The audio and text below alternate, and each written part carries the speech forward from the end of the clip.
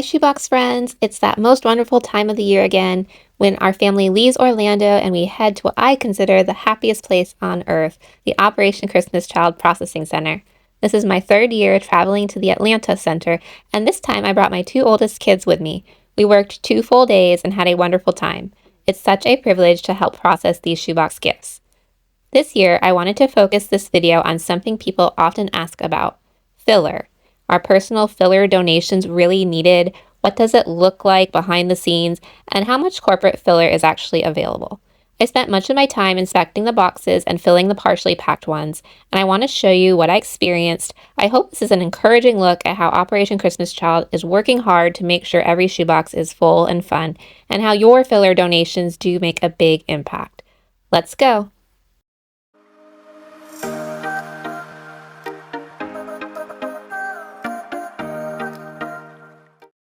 So before we left for Atlanta, I did package up some extra filler items.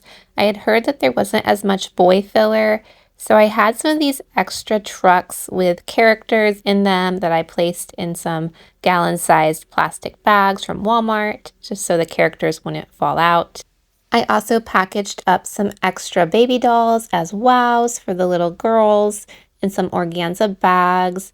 And I found this on a Black Friday deal. These were little scratch art packs that I put together, and I added in a pencil and stickers and extra paper, just some extra supplies for the kids.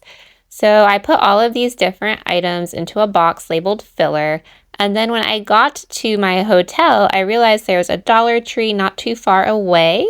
And I wanted to see if I could find any of the 25-cent deals that people have been finding. And I did find a lot of hair scrunchies for that price. So I picked those up as well before heading to the processing center. We also had 27 tag-along shoeboxes this year from different groups that missed the drop-off deadline and asked if I wouldn't mind bringing them with me. So here are the scrunchies the morning of our first shift. And I simply added them on top of the filler that I already had packaged up. It was really easy to drop these items off at the warehouse. There's a special drop-off zone. And we were one of the first people in the warehouse for our 9 a.m. shift. So here we are at our table number 13, getting ready to start our jobs for the morning. Here are some of the filler items that were there when we started on the first day. And there was a nice variety when we were beginning. You can see some personal donations with jump ropes and Lego sets. They had one of these really nice stuffed animals and different balls and different toys. We had such a wonderful team of helpers at our table, and they stayed from 9 a.m. to 5 p.m. My daughter was a taper for the first part of her shift, and then my son really enjoyed cartonizing the boxes and scanning each QR code. So my job as inspector is to make sure there are no items that are on the do not send list in each shoebox.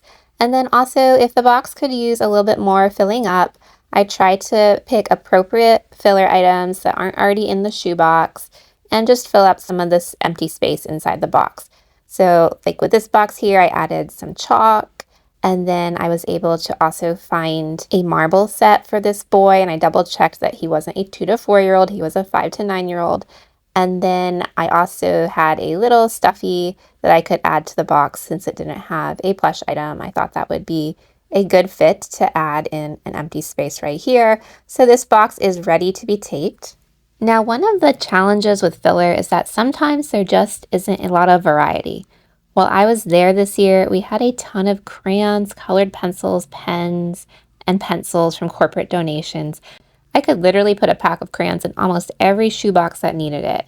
And on the first day, we also had a lot of brushes. These are great items, but it can still be hard to fill a sparsely packed shoebox when the options are limited.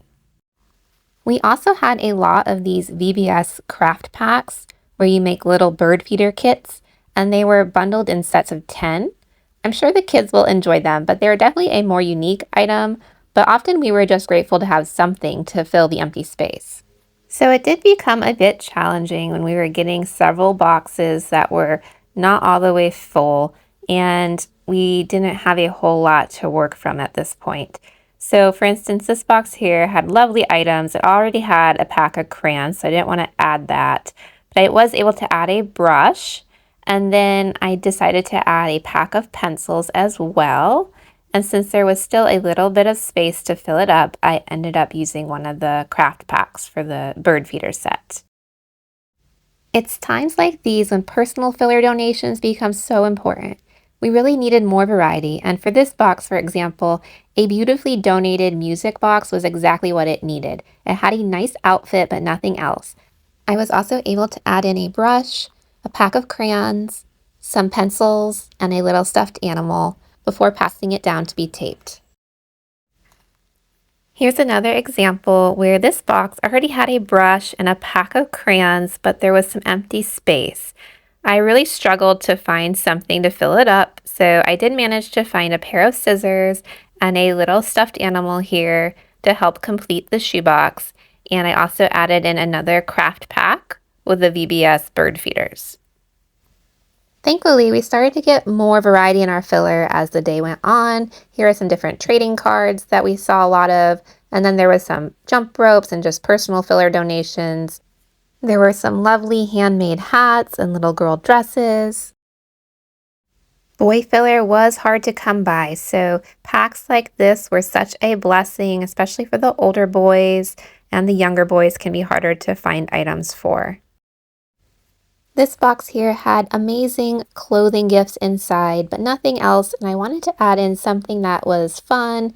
I was running low on filler, but thankfully I had this school supply pack filled up with different items that I could put on top. Filler really comes in waves. We can go from famine to feast in no time. As personal donations arrive off the trucks, that definitely affects what ends up in the filler bins. Here are some of the awesome toys we saw while working, and all of it gets used up so quickly. I tried to stay on top of the filler rotation by proactively combining the middle bins when they were getting low and placing our empty bins where they'd get refilled. It became a little bit of a rhythm to balance and get used to.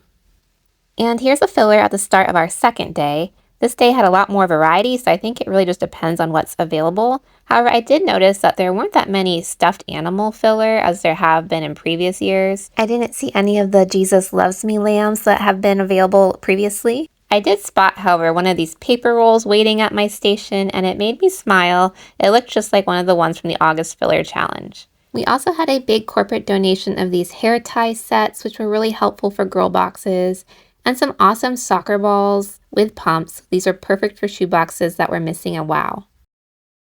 Here's a peek into some of the inappropriate items that we saw. Toys that had liquid inside, including the balls that are filled up with liquid. We did see candy still in some of the shoe boxes. Of course, bar soap was one that we still saw a lot of, and toothpaste. Military toys and items with medication like these antibacterial wipes are not allowed. I did see where the inappropriate items were being packaged into boxes to be sent to local charities, so everything is donated that can't be sent in shoe boxes. So is every filler item you donate important? Absolutely. Serving in the processing center really reminded me how valuable our filler donations are, no matter the size or amount. Each item can make a big difference for shoeboxes that need a little extra love.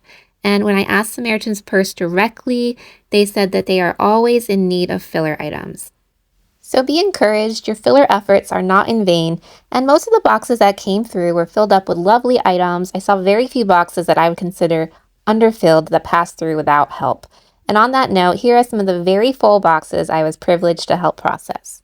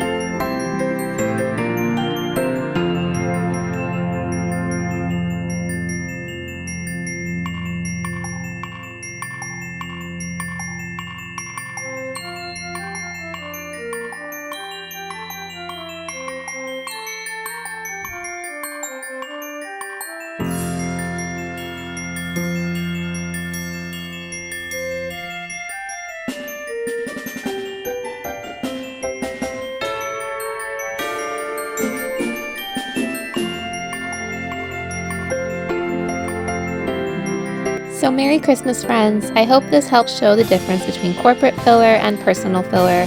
They're kind of like the difference between store-bought cookies and homemade ones. Both are wonderful, but one comes with that extra touch of heart. I'm excited to start up the 2026 filler challenges in just a couple of weeks now. But until next time, God bless you and happy packing. Bye!